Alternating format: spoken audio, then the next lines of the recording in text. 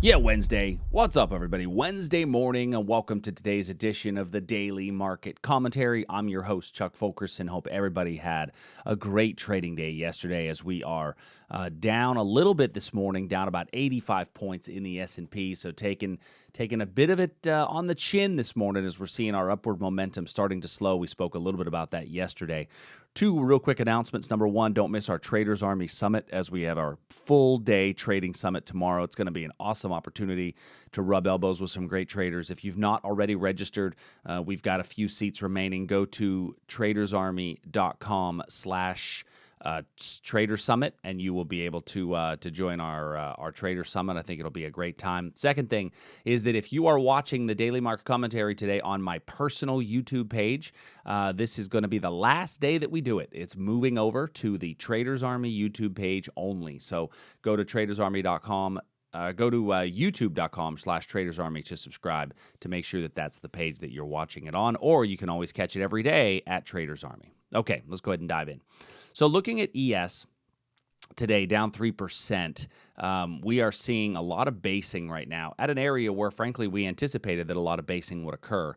Now, we did have this area of demand yesterday, but those of you who are regular viewers know that whenever we have this kind of sideways price action, we know that that would have been our opposing supply level, right? So if we think of that as our opposing supply level, then that means that our reward to risk would have been essentially this much risk because our stop would have to go below this wick in order to make this much reward. And so if I've got a 1-to-1 reward to risk because this is my opposing supply level, that really makes the trade a lot less probable, right? As we saw, this price came into here and we got that little bit of basing in front of that level. And basing in front of the level is what I refer to, passionately as the kiss of death. And so now this area to me has to go away. When I go to my 4-hour chart, we've been speaking about the momentum getting weaker. Now we've really put in a very clear double top looking price pattern. I think that we're going to be looking for supply areas at this point. And looking up, I don't know that we'll get back to this supply area today. Usually these kind of days, the market just tends to continue to sell off. But if we come back up into this area up here, this is not a great time of day by any stretch. This is typically not a good opportunity. But looking at just the structure of the level, it is something worth considering. I actually like the level up here much better because it's closer to the pivot high. That's actually going to be a slightly better opportunity and better level if we make it up into there. So both of those levels do indeed exist, although I think our better probability is probably a breakdown below this level. Now, we spoke about a breakdown below this level, but if you took it in the overnights, 1, 2, 3, 4, 5, 6, you should have your stop essentially move to break even. At the very least, your stop, the tightest your stop would be right up above this candle's wick right up in here. So, but I do believe that, price has a better chance of continuing its move down for today. Now, where does it look like it goes down to? Well, we'd spoken about this 2390, 2400 area kind of being an important pivot point because this was, an area that we looked at for a breakdown. If that breakdown occurs, I would look down here as our first target, although I think prices would blow right through that level if that breakdown does indeed occur. Same thing exists in the NASDAQ. Now in the NASDAQ, we had a little bit more reward to risk setup, a slightly better reward to risk picture as our stop would have to go here. And so this gave us a 1-to-1 reward to risk. This gives us a 2-to-1 reward to risk. And our opposing level was just below the 2-to-1 area, right? So it didn't quite offer 2-to-1 inside the NASDAQ. Either way, small stop out if you did take it relative to the risk in the position if you had a set it and forget it trade set up in the overnights. But this is kind of why I don't do a lot of set it and forget it styles, because oftentimes those set it and forget it styles, I'm not able to see the arrival into the zone. Now I will say that by this move down, we created almost picture perfect wick over wick level up here that I'm going to put on there as a strong reversal opportunity. Yesterday's breakout here above that 7,900, we had spoken about it. We did not get true basing in front of the level, right? We popped up from way down here. Remember, when we look at basing, I mean, you didn't have any basing before it was 130 points away from the level. We got that huge 100 and something point move in the NASDAQ that didn't allow for basing. That was the basing that we needed in order to get long. It just wasn't there. So a lot of people would call this a false breakout. I would call this not a breakout at all. And that's one of the things that we talk about, is knowing what are the rules of a breakout and why would I use those. So I'm going to remove that at this point. And really, I think that there's a potential for a breakdown if you're because of the sideways price action, a potential to break down below here. Now, in the Globex session, for us to move much lower, we'd have to just get below this area in here, but I think that could be a potential. Crude oil. So in crude, we're continuing to kind of trade sideways just a bit. We put in these two highs that are roughly near the same area. I affectionately call that the Batman cowl trade, because it looks like the top of Batman's ears up in here. You can almost draw a face in there, and usually this tends to bring price lower. I'm going to put a breakdown line here below 20. 20 is kind of that whole round number support, so let's keep an eye on that $20 whole round number support going forward. In gold, we had a confirmation long right here off of this area and this level. So gold, we had this little bit of basing. Now, this is why we do confirmation levels, because price came into the zone and came down through the level. So now what I'm looking at is, okay, that demand level broke before really giving me a quality entry. Now I need to see, okay, what's my big picture tell me? Well, my big picture is showing me that we are definitely in a downward trend. We've got a lower swing high and a lower swing low.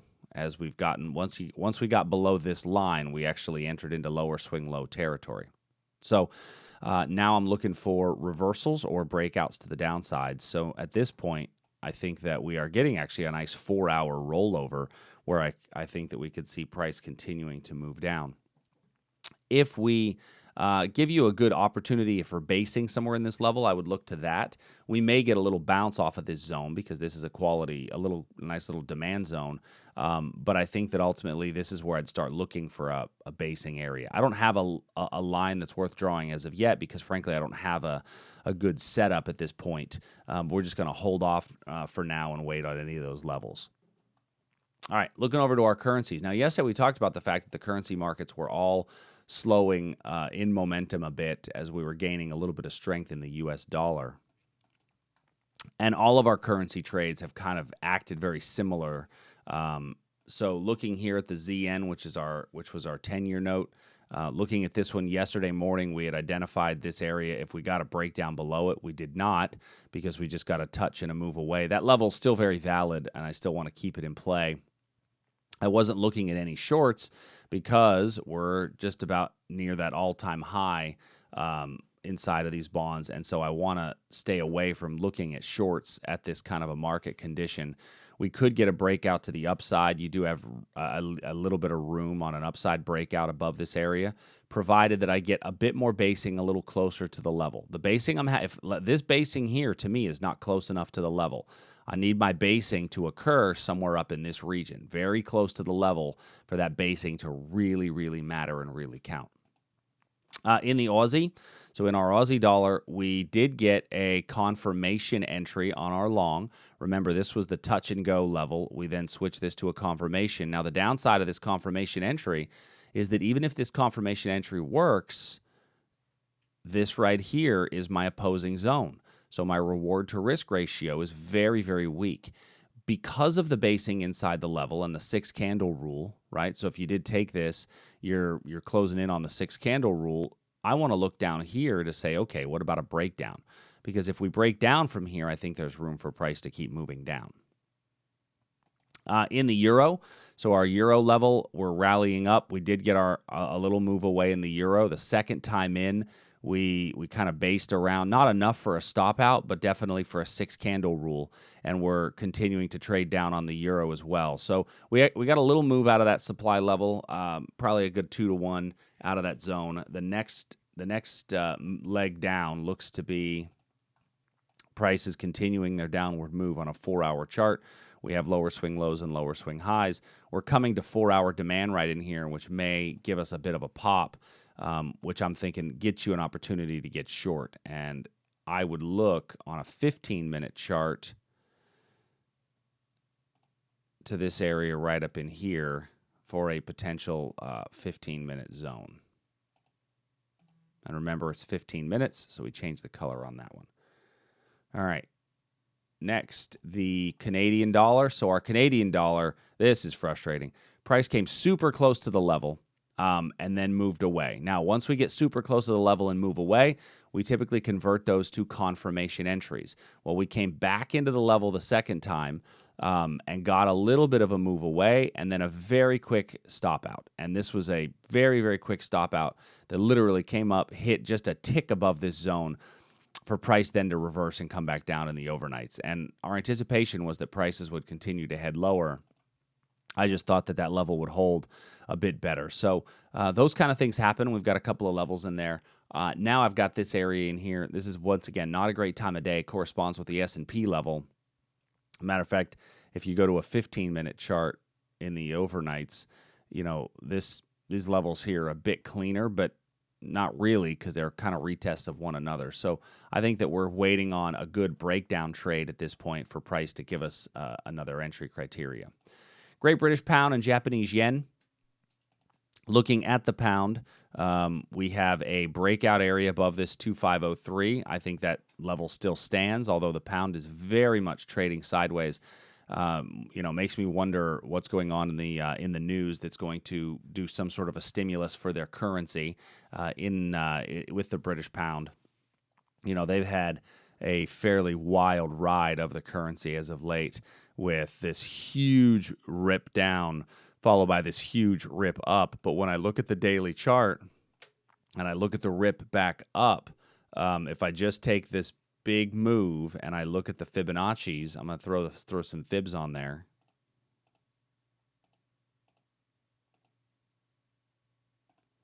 We can see that price came up and, hit the 61.8 fib retracement, almost dead nuts, and now is starting to roll over and come back down. So I think that the better probability is that we come back down. A lot of the Fibonacci numbers matter during algorithmic trading, and we look for confluence, and we have confluence between the wick over wick daily chart as well as the 61.8 level where price is coming down from. Now, it's not coming down very strongly, and so you may or may not, want to ride the big picture on this. You may want to say, well, you know what, I think it's going to come down, and if it gets below here, it's got a better chance of really falling. And so that might be the level that you just kind of wait on for price to get into that area. All right, and then last but certainly not least, although kind of feeling like least lately because I just haven't been able to really pinpoint the best of the levels inside, is the Japanese yen. And the Japanese yen is kind of basing around in between these two zones. We have fallen from this big supply level right here, and that was really a nice move away, came back down to here, and now we're basing in front of it again, which is typically an opportunity for an upside breakout. So tomorrow we have live trading. So tomorrow's going to be a live trade room session during the Trader Summit. So join us for tomorrow's live trade room session. I look forward to seeing you there, where we will trade the open and opening range breakouts with Mr. Taylor Frame as the first session for our Trader Summit. Once again, if you have not registered, go to tradersarmy.com/Trader Summit to register. And until tomorrow, everybody, I hope you guys have a great day. I will see you